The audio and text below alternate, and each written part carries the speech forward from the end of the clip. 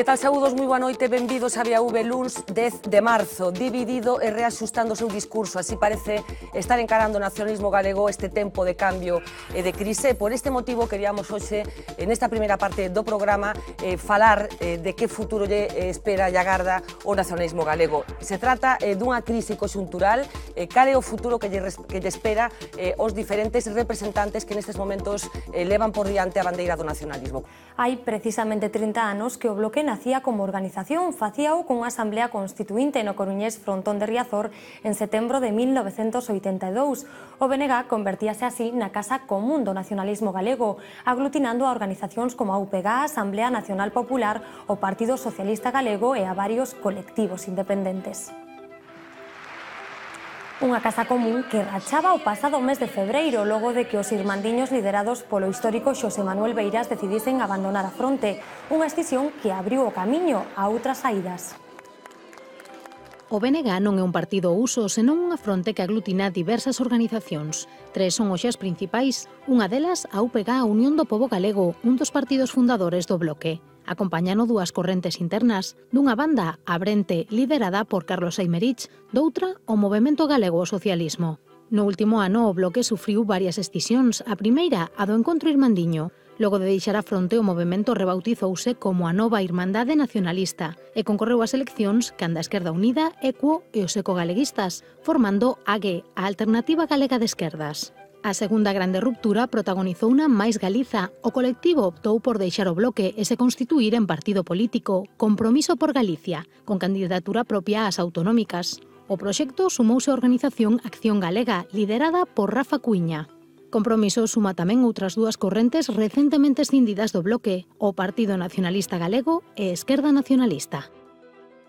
Eu estive en 20 anos no BNG, estive os anos nos que considerei que o BNG foi unha ferramenta política válida para transformar a realidade deste país. No momento en que a maioría dos afiliados do BNG, de xeito lexítimo, na Asamblea de Amio, deciden emprender un camiño que eu non comparto, eu abandono esta forza política. Pero que parte dese camiño non compartía? Pois ese xiro ao soberanismo que xa se percibía na Asamblea de Amio, que agora se fai un xiro completo de 180 grados, que, repito, é absolutamente lexítimo, ten toda a legitimidade dos afiliados do BNG para pegar ese xiro, pero hai moita xente que non compartimos, que neste momento reclamar a soberanía de Galicia, que non compartimos que un Estado propio galego sexa garantía de solución para os problemas que ten neste momento Galicia. E non é que non o comparte eu ou que non o compartamos en Compromiso por Galicia, é que non o comparte a inmensa maioría dos cidadáns deste país. Son dos convencidos de que hai moitas máis cosas en común que cosas que nos separan. Podo decir cal foi as motivacións, non? E non incidir nas diferencias. Facíase un análise de que había unha maioría social agredida do país que non se sentía representada por ningunha ferramenta política, de que non se estaba resintonizando con esa maioría social agredida, de que o nacionalismo estaba nunha deriva e que continuamente se estaba autorreferenciando en vez de retroalimentarse coas dinámicas sociais que se estaban a dar, que se perdera a conexión en algún momento, con responsabilidades prorrateadas por todos os que configurábamos esa casa, e que había que instaurar novas maneiras de facer política e de dirixirse ao conxunto da cidadanía, non? Si algo sempre formou parte do nacionalismo e do BNG é a defensa da soberanía, a defensa do dereito de autodeterminación, é un principio fundacional que nunca se abandonou na historia da organización, non? Outra cousa son que unha organización poda ter posicións, digamos, tácticas, non? No sentido de entender, bueno, cal debe ser a mensaxe que ten nun momento, pero eu entendo que ningún nacionalista, ningunha nacionalista renuncia nunca á soberanía, cando ademais sabemos que soberanía significa capacidade para decidir, e iso pode ter moitas formulacións prácticas. Logo dun percorrido de 30 anos, ao mellor, hai estructuras, organizacións que ao mellor había que afinar. En todo caso, agora temos aquí tres patas desta banqueta, non, que ven a ser o nacionalismo, pero é importante a organización do nacionalismo galego, pero tamén é importante chegar, digamos, ao poder para poder aplicar todo eso que se defende, non? E neste caso o que vemos é que Compromiso por Galicia, salvo o mellor algúns alcaldes que teñen próximos, basicamente aínda non chegaron. A Nova chega ao poder institucional da man tamén de Esquerda Unida, formando parte dunha gran coalición que chega de unha forma exitosa, hasta certo punto, ao Parlamento, e o BNG tamén acada espacios de poder institucional da man do PSOE, na meirande parte dos casos. O problema que lleve o nacionalismo galego, ou desde fora tamén, falando así, é que ten que ter un componente social, pero claro, o problema é que a maior parte da poboación de Galicia non se corresponde coas ideas sociais que eles defenden, por lo menos o que se ve electoralmente. O povo galego maioritariamente vota posturas conservadoras, algo semellante me pasa a min. A mí non me asusta a soberanía, a mí non me asusta unha Galicia independente, a mí non me asusta nada disso, o que me asusta é que Galicia independente sea comunista, ou que Galicia independente leva outro tipo de medidas, eso é o que me asustaría a min. O sea, se pode ser nacionalista de dereitas. Claro.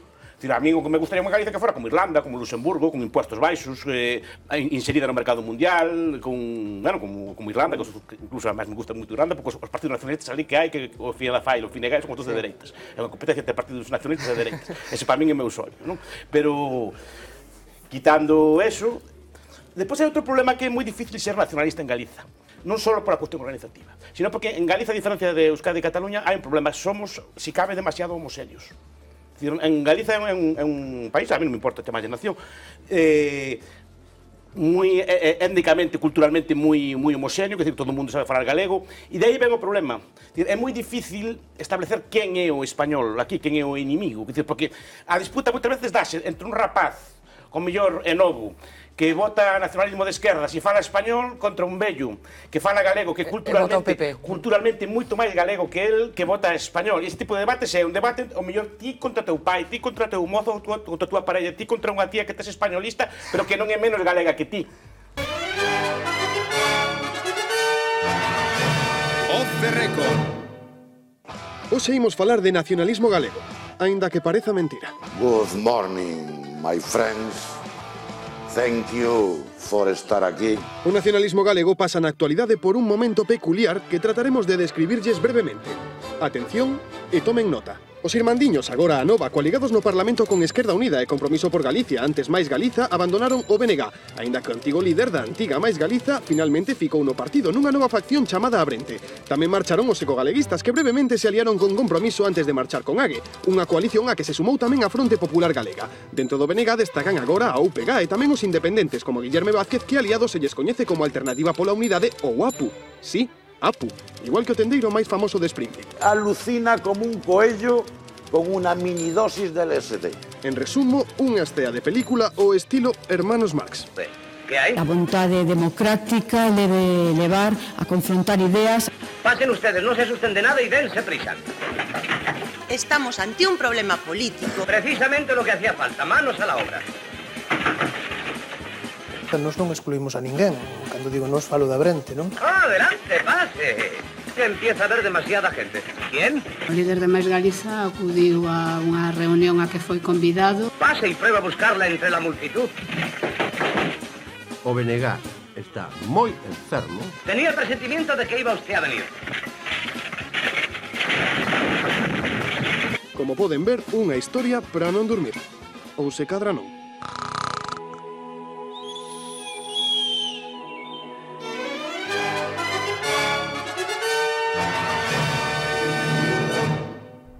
La verdad que estábamos dudando entre el camarote de los hermanos Marx y la vida de Brian, que tamén hai un momento estupendo que permitía moitas... O independentismo para min ainda máis complexo. E mira que eu sigo todos os partidos independentistas por oficio, e así é máis difícil comprender aínda porque escisión tras escisión en colectivos aínda máis pequenos. Acaban sendo independentes de sí mesmos, claro. Sí, pero digo que non os dous seguido o ritmo de cambios. Pues esa situación de colapso en las urgencias de los hospitales gallegos ha llegado esta misma tarde al Parlamento. O mércores pasado, no servicio de urxencias do Xeral CIES, había baixas sen cubrir.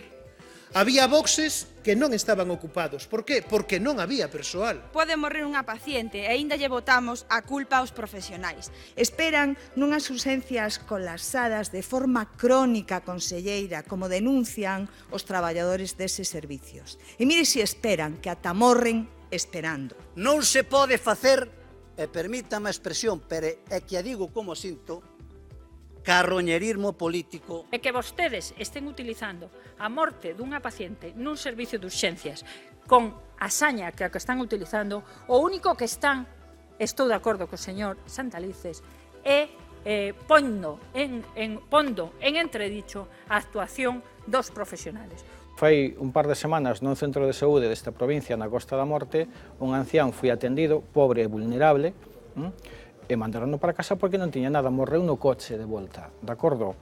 Fai non moito, outro paciente no Chubi, perdón, discúlpame, o mellor era no Meixoeiro, non estou seguro, vale? Sempre me confundo cos dous hospitales. Estuve desde a mañán hasta as 5 da tarde no hospital, unha neumonía, aparentemente, diagnosticada correctamente. Si quere, pode quedarse no hospital. Doctor, eu quédome se usted mo dice. Bueno, no, vaite para casa porque na casa estás mellor, aquí hai moitas infeccións nosocomiais e tal. Ás 2 horas morre na casa. 26 anos tiña, de acordo? E como ese, pois lamentablemente suceden moitos feitos. Non estou culpando os profesionais. O que eu quero, o que nós queremos é que o sistema funcione mellor, que se doten de recursos, que se administren mellor os recursos. Yo creo honestamente que nuestra sanidad pública española es sin duda en Europa la mejor con muchísima diferencia.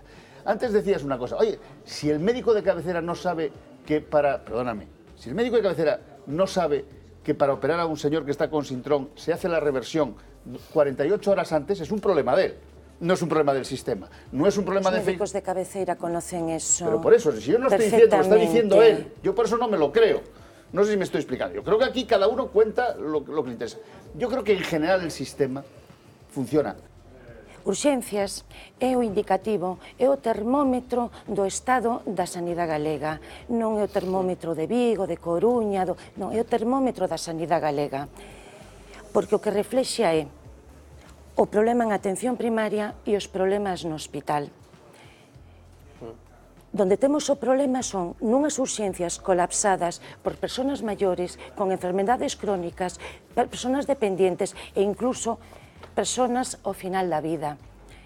E quero dicir, cando Carlos falaba de países europeos, eu son enfermeira, pertenezo ao ámbito dos cuidados paliativos e desde fai máis de 10 anos e de 15 todos os expertos e as sociedades científicas do ámbito do cuidado crónico, dos cuidados paliativos, da atención domiciliaria veñen dicindo que o aumento da esperanza de vida iba a levar consigo un aumento das enfermedades crónicas das persoas con discapacidade e que tiñamos que adoptar os sistemas sanitarios a estas novas necesidades de saúde da poboación. Y non se fixo absolutamente nada. Tenemos un testimonio más. Hablamos en las últimas horas del caso de esta anciana de Vigo, tristemente conocido el caso como consecuencia de su fallecimiento, pero hay más casos de situaciones complicadas con resultados dramáticos que se han vivido en diferentes servicios de urgencias de este país, de Galicia. Uno de los más terribles los vivía hace unos meses un padre de Pontevedra. Nos contaba su caso. Al trauma vital de perder un hijo, Patricio suma la incertidumbre de si se podía haber evitado. El pasado mes de octubre acudió a urgencias del Hospital Provincial de Pontevedra con su bebé de 11 meses con 40 grados de fiebre. El médico de guardia metió al pequeño en un baño frío para bajarle la temperatura y lo mandó para casa. Horas más tarde, y al ver que el niño empeoraba, Patricio y su mujer volvieron a urgencias. El bebé murió pocos minutos después. Tuvimos que volver a ir a urgencias porque notábamos que tenía un color raro, los labios estaban un poquito morados y cuando lo vieron que le quitaron la mantita ya se asustaron. El pequeño murió por una sepsis. Ahora Patricio se pregunta por qué el médico no le hizo a su hijo las pruebas que marca el protocolo. No sé si le hubiesen salvado la vida, pero sí que dejándolo en observación se podría haber hecho algo más. Patricio presentó una denuncia contra el facultativo por un supuesto homicidio por imprudencia o negligencia. La pasada semana declaró ante el juez. Tras su comparecencia, el magistrado ha llamado a declarar al médico responsable del servicio en el que murió su hijo. Nosotros la vida de nuestro hijo no la podemos recuperar. No hemos pedido ninguna indemnización de ningún tipo ni nada, pero sí que se aclare todo. Asegura que su único objetivo es conocer la verdad y, de paso, intentar evitar que otros padres tengan que pasar por este sufrimiento. Se esperaba, como decía, que José Blanco pudiera dimitir de ese escaño, pero lejos de esto, dijo esto. Y solo una vez que concluya la instrucción y que se resuelvan todos los recursos presentados, si el juez decide dictar un auto de apertura de juicio oral, reitero que en ese momento haré lo que debo hacer, lo que creo que se debe hacer. Presentaré mi renuncia como diputado. Presentaré la renuncia a mi escaño. A primeira cuestión é que da primeira parte non se deduce que estemos ante un fenómeno ilegal, senón, sencillamente, ante esa pregunta por como va lo mío, non? A segunda cuestión é que se houbera eso pódese saber agora. Se a concesión da que se disfruta no aeropuerto de Llobregat é legal ou é ilegal, se transgredeu a lei ou non transgredeu a lei. Eso pódese saber agora, porque a concesión está ali e pódese saber se conforme ou non. Eu non o sei, pero ninguén está dicindo onde está a ilegalidade. E sería bo que soubéramos se finalmente é legal ou ilegal, ou só estamos falando de unha conversación, por decirlo así, imprudente entre dúas persoas. Hai un técnico municipal, un aparellador municipal de San Boi, que cambia o informe. E un informe que era negativo pasa... Pois esa é a pregunta. Pois ese é o tema, é dicir, o que o fiscal onde se vai a agarrar é dicir, oiga, aquí hubo un informe en contra desta nave, e de repente está a favor. E despois chama vostede e ponse donde non había luz, viuse a luz. Bueno, a terceira cuestión que a mí me parece, porque xa que estamos en asuntos procesales tan importantes que primero se cargaron la Naseiro e ahora se van a cargar la Gürtel, no vayamos ahora a ponernos divinos. E por tanto, hai aquí... E se la van a cargar, No, claro. E por tanto, hai aquí un asunto que a mí me parece extraordinariamente grave. O feito de que esta conversación se lle grave a un ministro pouco non ten que ver o feito de que se lle estuvera grabando ao outro ou se lle estuvera grabando a él. Se o que estaba mandado a grabar era el otro, lo que diga el ministro non puede tenerse en cuenta en un juicio para nada, porque para grabarle al ministro hace falta orden del Supremo. Y por tanto, esa conversación es ilegal de todo punto. En todo caso parece que es una especie de punto y aparte. Y yo creo que como esto va todavía a demorarse y podemos estar hablando incluso del filo del verano o incluso después del verano para saber si hay juicio o no, me da la sensación de que Blanco tiene en su cabeza abrir un paréntesis. Ahora bien, sobre lo que ha hecho el tesorero de mi partido, oiga, yo, en fin, no me parece grave, me parece gravísimo. Y no me parece una cosa que ha de pasarse por encima, no. Esto está en juzgados, está en sede judicial. El partido ha presentado una demanda y yo no puedo ser más explícito. A mí me repugna el asunto Bárcenas, por supuesto. Ver a un señor durante años en el partido haciendo una doble actividad, gestionando las cuentas del partido y enriqueciéndose simultáneamente con dinero en Suiza, sin que el partido tuviese conocimiento ni directo ni indirecto sobre esa fortuna que estaba amasando fuera de las paredes del Partido Popular, me parece gravísimo. Pero dicho esto, pues esto lamentablemente ocurre a veces en grandes empresas, en entidades financieras, en gobiernos y en partidos. Menos mal que al gobierno del Partido Popular no le ha pasado. Bueno, Rubén, esto ocurre a veces en grandes empresas y en entidades financieras, en gobiernos y en partidos. Non sei a que se refire. Se se refire a casos de financiación ilegal de partidos, que esa é a denuncia que nos temos feita e admitida a trámite polo Luís Bermúdez, non pasan todos os partidos. É dicir, a financiación ilegal dos partidos é un feito judicial que en algún momento un xuiz dirá se é verdade ou mentira. A mí me parece que claro, ahora todo o PP se escandaliza de cómo circulaban esos sobres de donacións particulares, pero que esos sobres de donacións particulares financiaron campañas electorales que deron maiorías absolutas. Eu non me cansarei de decir isto. É imposible que co que declara o Partido Popular en a lei de financiación de partidos do que invirte en campaña electoral se fagan esas macrocampañas electorais, porque non dan os números por ningún lado. Eu creo que eso é onde temos que empezar a entrar, porque ahora todos nos escandalizamos de que había donacións multimillonarias de empresarios, que tamén é unha parte da denuncia de Izquierda Unida, porque esas donacións, supoño que moitas delas detrás había pois ese tipo de compadreos que vimos antes na conversación de Blanco, pero que aquí non se escandalice ninguén. Aquí hubo determinados procesos electorais que aínda están por fiscalizar, porque o Tribunal de Contas vai lento, creo que está coas contas do ano 2007, procesos electorais onde hubo un dispendio electoral brutal e queremos saber se parte dese dispendio electoral ven desa financiación. Eu creo que ahora mesmo, co trámite xa da denuncia en suizo, eu creo que aquí empezará agora moita xente a intentar lastrear unha responsabilidade colectiva dun partido. Isto non é unha responsabilidade dun tesoreiro, unha responsabilidade colectiva dun partido. Eu négome a pensar de que non existía coñecemento absoluto do diñeiro que entraba en conta. A ver, brevemente, como ves, Manuel? Bueno, a mí parece que o presidente Feijóo fai gala de contundencia verbal e ao mesmo tempo me parece que se sitúa sempre neste tipo de declaracións con un interés político evidente que desmarcarse totalmente de todo este tipo de prácticas porque é o que lle permite situarse mellor probablemente nunha futura aspiración política a temas maiores, ¿no? Pero, vamos a ver, me parece que o fallo empeza a ser que esa excesiva grandilocuencia, que é un estilo do presidente, non vaya acompañada sempre de actos políticos en consecuencia. También es agradecer, en primer lugar, al presidente del Gobierno, que creyó desde el principio en este proyecto. Y agradecer también a los agentes sociales.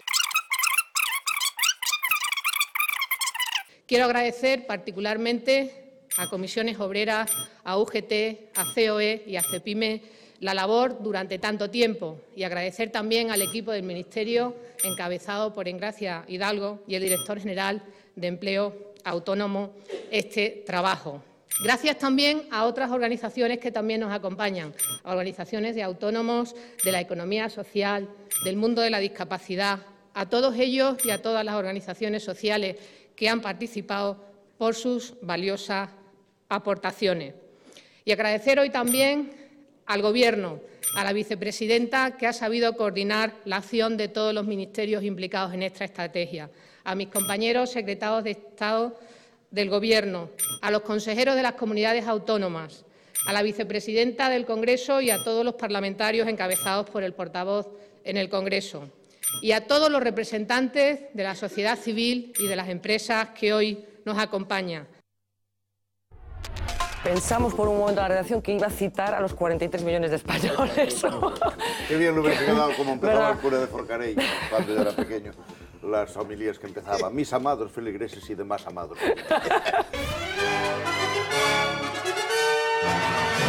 Off the record. Qué bonito es el amor, ¿verdad? ¿Cuántas veces este sentimiento ha conseguido ponernos los pelos de punta al superar todo tipo de obstáculos, sirviendo además de inspiración para tantos y tantos cineastas?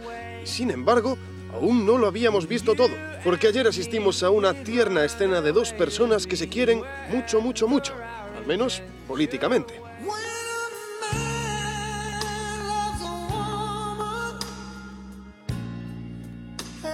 Y claro, ya sabemos que en todos los amoríos, incluso en los políticos, se hace muy difícil decirle que no a la otra persona. Permítame, antes de seguir, que demuestre mi agradecimiento personal y político a la persona que nunca me dijo que no.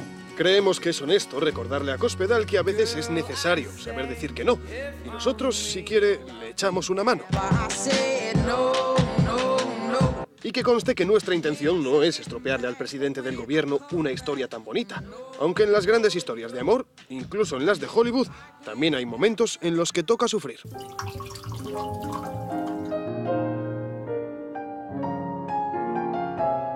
María Dolores de Cospedal es una mujer excepcional. Ella ennoblece la vocación de servicio público, la persona que nunca me dijo que no. Menos mal que siempre nos quedará Génova. Estamos en un tiempo en el que son necesarias conductas y actuaciones tan eficaces como ejemplares.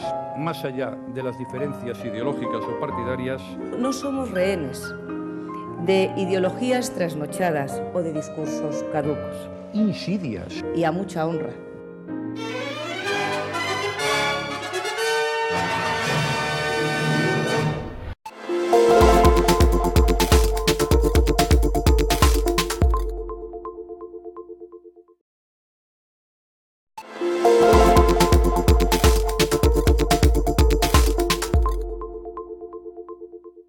tal? Saludos, muy buenas noches. Bienvenidos a Vía V, es miércoles 13 de marzo. Francisco I, ese será el nombre del Papa que los católicos tendrán a su disposición a partir de ahora. El cónclave que reunía a los cardenales acababa esta tarde con esa fumata blanca que permitía a Jorge María Bergoglio, argentino, jesuita de 76 años, asomarse al balcón de la Plaza de San Pedro y convertirse, como decíamos, en el sucesor de Benedicto XVI. Una jornada de sorpresas. Parece que la Iglesia Católica va últimamente de sorpresa en sorpresa, porque hay muchas novedades. Es el primer jesuita que se convierte en pontífice de la Iglesia Católica y es también el primer papa no europeo elegido en el cónclave. Una elección muy sorprendente, prácticamente no estaba en ninguna de las quinielas, lo que viene a demostrar que todas las especulaciones que se construyen en torno al cónclave y a lo que allí sucede no sirven absolutamente para nada, excepto para llenar páginas de periódicos y minutos de televisión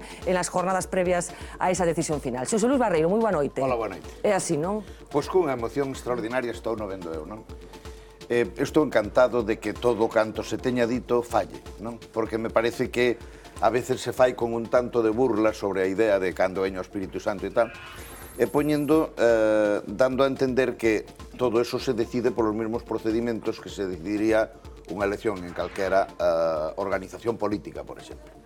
Non unha elección universal, pero si ao fin e ao cabo con agrupacións de persoas que teñen intereses ou ideoloxías similares. E eu creo que a ceremonia do conclave está feita para romper ese feito. Primeiro porque son persoas que chegan a unha edad moi avanzada, coas carreiras cumplidas, sin fillos que herdar, e, por tanto, moi independentes. Pero segundo, son persoas que son espirituales. Habrá de todo, pero son básicamente espirituales e de conciencia recta. E, por tanto, metidos nunha sensación tan solemne e tan diante do mundo, o feito de que se di moitas veces é que todo eso é oscurantista. Bueno, non hai nada que informar porque eles tampouco non o sabían cando entraron, claro. Bueno, pois eu creo que produce decisións que non son previsibles desde unha perspectiva distinta. Pero en calquer caso, se tiveras que resumir a túa sensación, bueno, nestes momentos tan recentes de novo Papa, cal sería? Maravillosas, porque hai dúas ou tres cousas que digo rapidamente.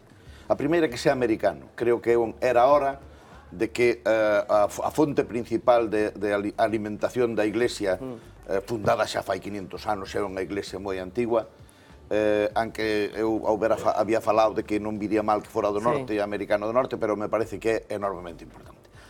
A de ser jesuita é extraordinaria, porque, claro, estábamos ahora falando de Comunión e Liberación, de todos os movimentos que viñan de antes e tal, e parecía que toda a bella iglesia desaparecera e tal, e ver entrar, porque os jesuitas nunca entraran aí, non? Eu a primeira cousa que pensei, con perdón, porque isto é casi unha herexía nun día tan solene, dixen é o primeiro papa ao par, según decíamos, da historia, porque pasa de sotana negra a sotana blanca, nunca se dera ese salto tan importante.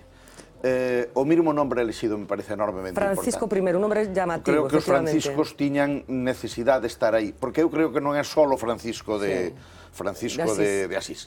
Eu creo que esa é a inspiración principal, pero eu creo que os franciscos jesuitas, sobre todo Francisco Xavier, un Francisco evangelizador, e Francisco de Borja, creo que son fundamentales na inspiración desta presencia. Bueno, hay muchas cosas que analizar, muchos detalles, mucha proximidad a España también. Estamos hablando de los jesuitas, estamos hablando de Francisco, estamos hablando de un papa argentino y estamos hablando de un papa que realizó parte de sus estudios en Madrid. Iremos construyendo la biografía de Jorge María Bergoglio, acostúmbrese a este nombre a partir de ahora, también con la ayuda de José Carlos Alonso. Muy buenas noches. Muy buenas noches. Le pedí a Xosé Luis Barreiro la primera impresión que le causó ver aparecer en el balcón del Vaticano a Francisco I. ¿Qué sentiste tú? Sentimientos varios. El primero, emoción. El segundo, desconcierto. Ver a aquel hombre allí parado, que me recordó en primera imagen a Pablo VI. Sí, a Pablo VI parado, se parece, efectivamente. Que no sabía cómo actuar, demostró una gran timidez. Pero luego, cuando habló, se notó que era argentino, ítalo-argentino, un gran desparpajo, ¿no? Me emocionó especialmente que su primer recuerdo haya sido para el Papa Emérito Benedicto XVI y rezar un Padre Nuestro de Nueva María en el mismo momento del nombramiento.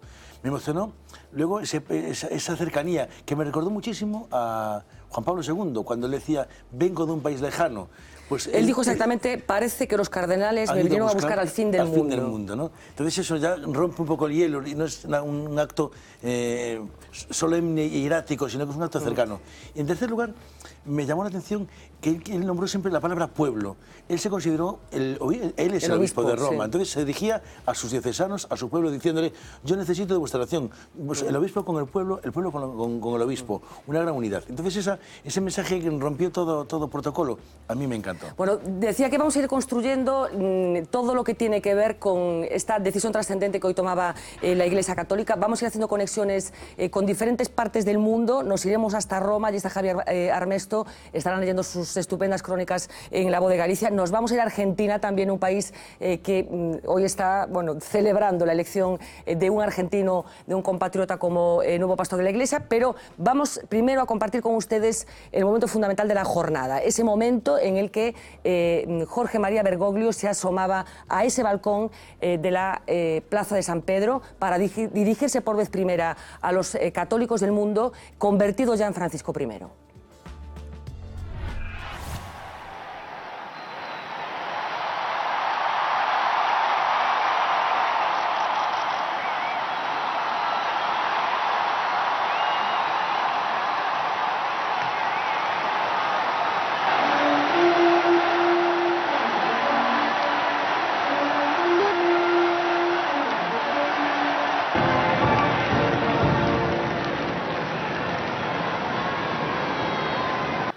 Fratelli e sorelle, buonasera.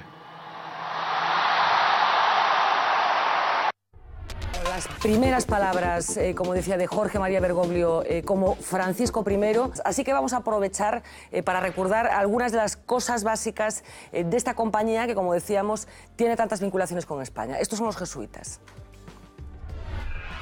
En ocasiones se dice que los jesuitas son el principal poder en la sombra de la Iglesia Católica. De hecho, a su padre general, el máximo responsable de la orden, se le da el apelativo de Papa Negro.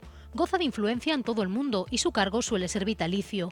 Pero al revés que el sumo pontífice romano, su indumentaria es una sencilla sotana negra. Teorías más o menos conspirativas aparte, la Compañía de Jesús es una de las órdenes más conocidas, prestigiosas e influyentes. Fundada en 1540 por el vasco Ignacio de Loyola, cuenta con casi 18.000 miembros, lo que la convierte en la hermandad religiosa masculina más numerosa del catolicismo.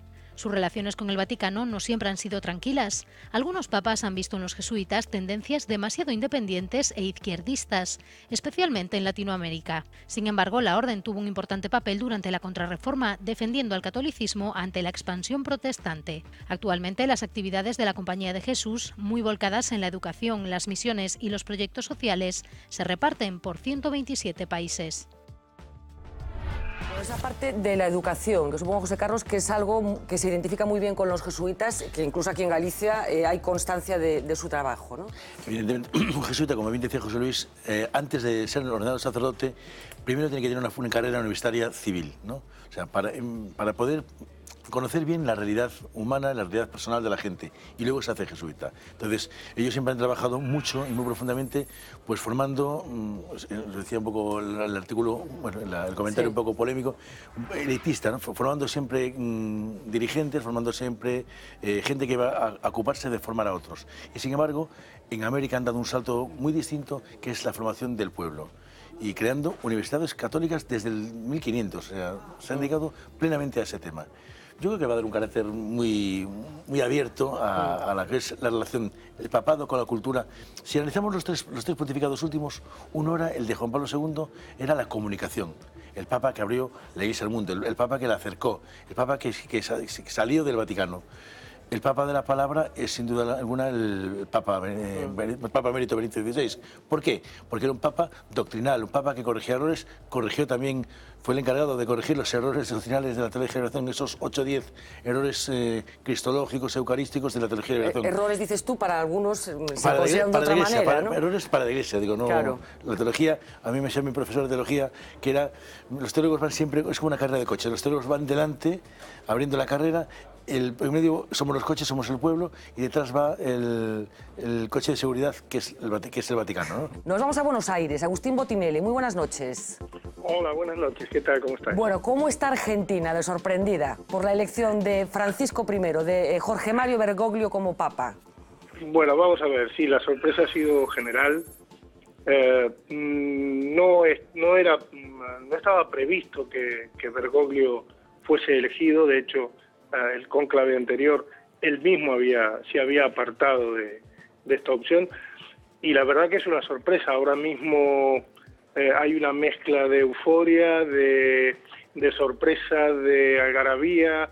Hay mucha gente ya reunida frente a la Catedral de la Ciudad de Buenos Aires, hay gente haciendo oraciones, rezando rosarios, y por supuesto los medios de comunicación de todo el mundo intentando averiguar más y más sobre el nuevo Papa, ¿no? Supongo que os están bombardeando en estos momentos a los periodistas argentinos. Sí, yo ahora mismo me he quedado sin internet precisamente porque no está todo absolutamente colapsado. Colapsado, bueno, increíble. Si se trata de hacer una crónica de el hecho religioso, el hecho católico o el hecho vaticano en el mundo del cine, la lista es inmensísima, pero hemos hecho una pequeña selección. Ahí va. Miles de personas se dan cita en la Plaza de San Pedro. Aún no han elegido al nuevo Papa. Para los más creyentes y para los escépticos, el cine ha desarrollado sus propias teorías sobre lo que sucede de paredes para adentro en el Vaticano. Frente al hermetismo de la curia, el celuloide desborda ingenio. Te creamos cardenal titular. De su persona depende la Iglesia Católica, pero en las sandalias del pescador, un improvisto papa caracterizado por Anthony Quinn también tiene que evitar una guerra nuclear en plena Guerra Fría. Política y religión que van de la mano, a veces aupadas también por la corrupción. En Il Divo, las relaciones de la curia con el ejecutivo italiano no se quedan en meras elucubraciones, sino que cuentan uno de los episodios más oscuros de la política italiana, con su 7 veces elegido jefe de gobierno Giulio Andreotti y la Iglesia Católica, dispuestos a todo por pertrecharse en el poder. He matado a hombres y también he ordenado otras muertes. Realidad que supera la ficción, y si no, que se lo pregunten a Francis Ford Coppola. En El Padrino 3 incluyó al Banco Vaticano en las tramas de Michael Corleone. Años más tarde, el Banco Ambrosiano ha sido acusado de blanqueo de dinero y ha protagonizado uno de los mayores escándalos de la Iglesia. Claro que Coppola fue un paso más allá e incluso se atrevió a manchar de sangre las manos del pontífice. Unas alianzas que casi siempre acaban de la peor de las formas.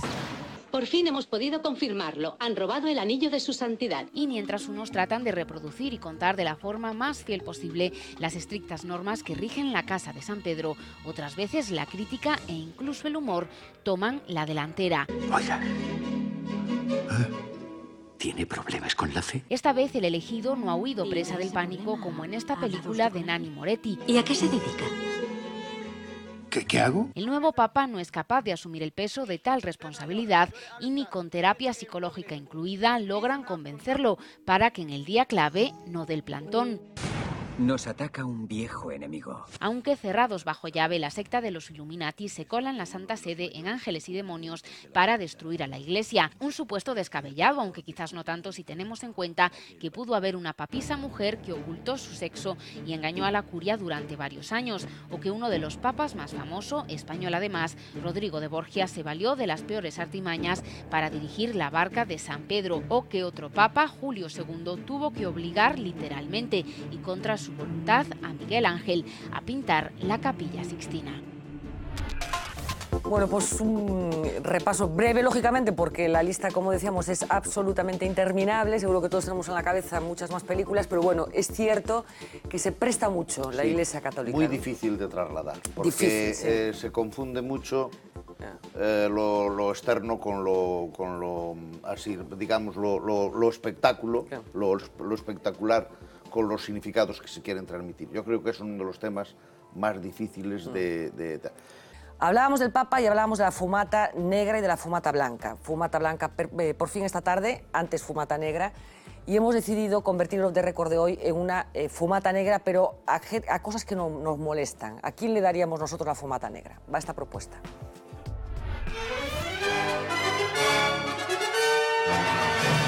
Off the record.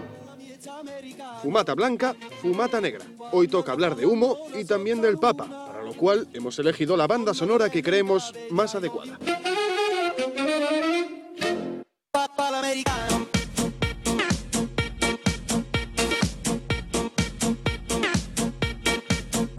A estas alturas ya sabrán que la fumata blanca anuncia nuevo Papa y la fumata negra que hay que seguir esperando.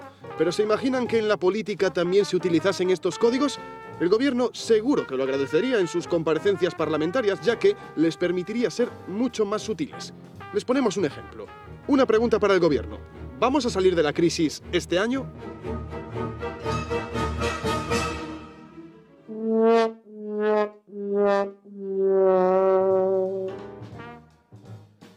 O sea, que aún nos queda crisis para rato, ¿no?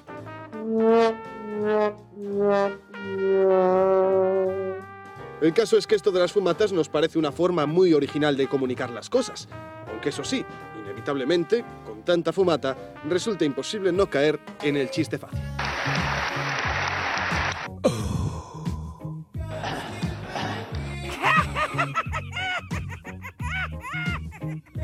Sí.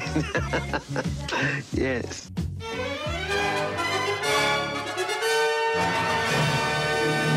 Bienvenidos a Vía V, jueves 14 de marzo. Ignacio Crespo, gerente de Argos Arqueología, muy buenas noches. Yago Villeira, investigador histórico, muy buenas noches. Buenas noches. Bueno, Yago e Ignacio han participado en una de las misiones arqueológicas que han tenido más repercusión en los últimos tiempos. Tenía lugar aquí muy cerquita, concretamente en la Ría de Ferrol, muy cerquita de ese puerto exterior tan monumental que se construyó hace unos cuantos años, con un objetivo muy concreto y muy poético casi, que era localizar los restos de la Ragazzona. ¿Qué es la Ragazzona? Bueno, la Ragazzona es una nave que participó en la Gran Armada, en la expedición contra Inglaterra de Felipe II, y era la capitana de la escuadra de Levante. Era un navío, el más imponente de la flota, y después de todas las vicisitudes de la travesía, después de toda la campaña, vuelve otra vez a la península, llega hasta Muros, se le obliga a llegar a volver a Coruña y por las vicisitudes meteorológicas pierde las anclas, le pasan una serie de desastres, calamidades y termina hundiéndose en Ferrol. El objetivo era localizar a la Ragazzona, como decíamos. Vamos a ver un pequeño vídeo en el que hemos tratado de reconstruir la peripecia que habéis vivido esos 5 días de misión, creo que fueron 5 días, ¿no? 5 días con esa historia tan fascinante detrás que ha provocado tanta curiosidad, por lo menos entre los medios de comunicación. Vamos a verlo.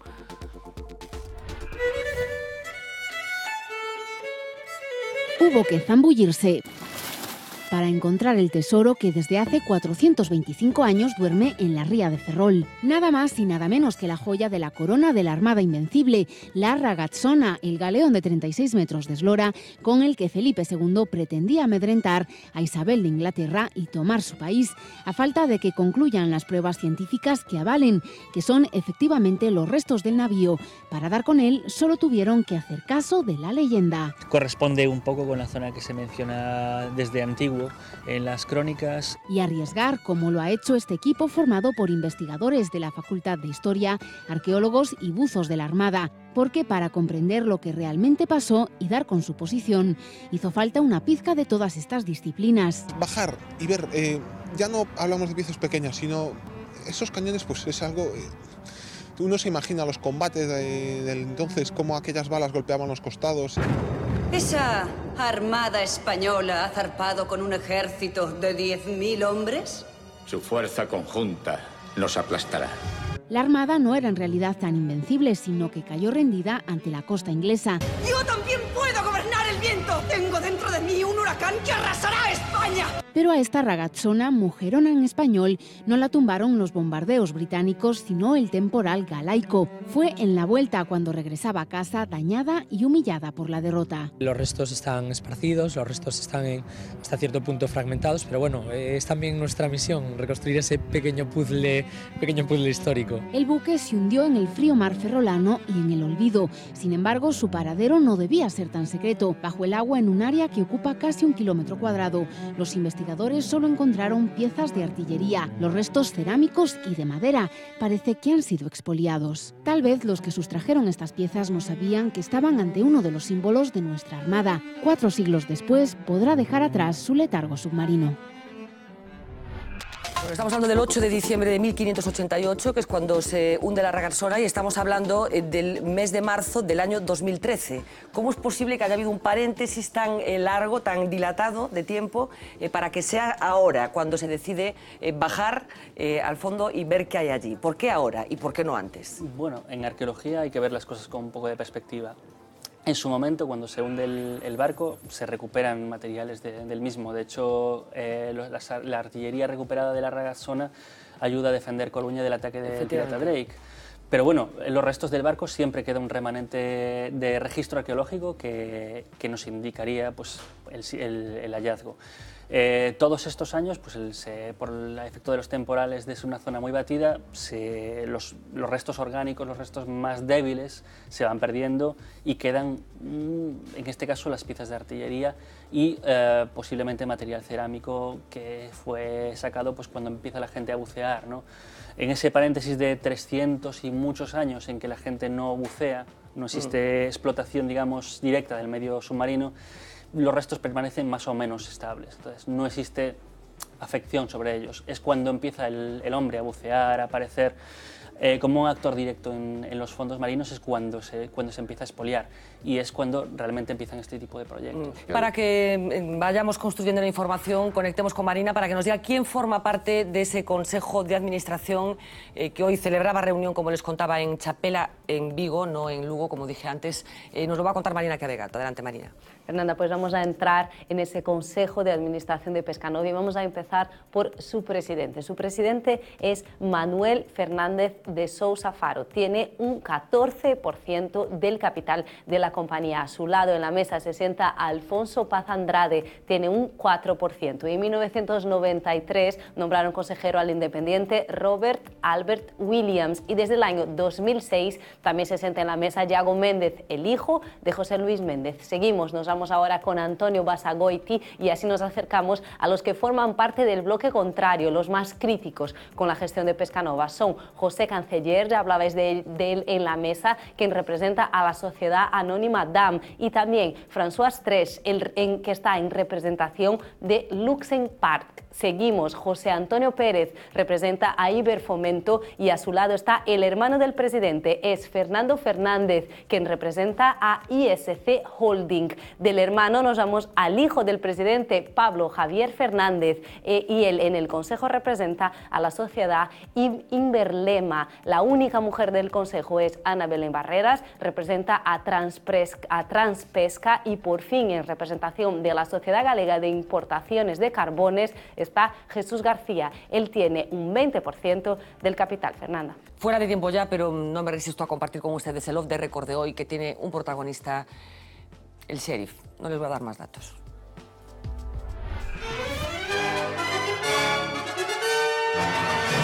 Off the record. Hay un pistolero suelto en el Congreso de los Diputados.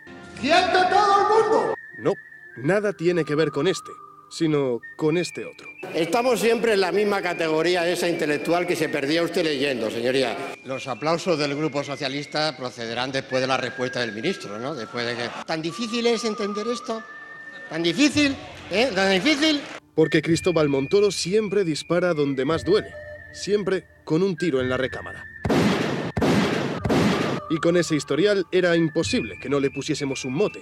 Desde hoy mismo, Cristóbal Montoro es... Montoro el sheriff. Su mirada penetrante, su capacidad intimidatoria, su poderosa dialéctica. Es una lástima que el ministro de Hacienda no tuviese un papel protagonista en la edad de oro del western.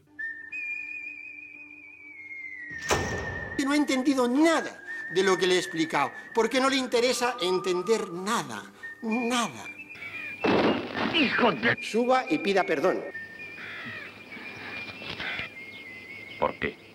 Nada es tan seguro en la vida como la muerte y los impuestos. Y es que con el ministro casi mejor no meterse, por si las moscas. No vaya a ser. Toda una estrella en el ministerio, y eso que nosotros siempre le habíamos ubicado más en el espectro de la ciencia ficción. Busquen alternativa. Verán cómo efectivamente no la hay, señorías. Busquen.